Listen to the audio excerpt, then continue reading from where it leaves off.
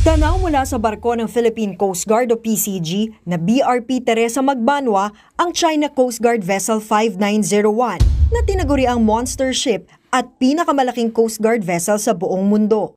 Minomonitor yan ng PCG mula nang mamataan ito doon noong pang July 3. The China Coast Guard monster ship remains to be inside the Escoda Shoal. It never departed and still anchored there. Kung titingnan sa mapa, nasa 71 nautical miles o mahigit 100 kilometro lang ang layo ng Escoda Shoal mula sa Palawan.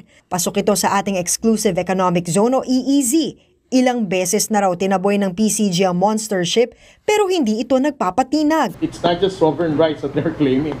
The weird part is that whenever they challenge us of this China Coast Guard monster ship, they're even claiming that they have full sovereignty in Escoda Shoal. Sa ilalim ng United Nations Convention on the Law of the Seas o UNCLOS, may soberanya o total control lang ang anumang bansa sa isang teritoryo o katubigan basta pasok yan sa tinatawag na territorial sea na hindi dapat lumagpas sa 12 nautical mile limit mula sa baseline o dalampasigan. Kaya kung inaangkin na rin ng China ang Escoda Shoal, malinaw na paglabag yan sa international law.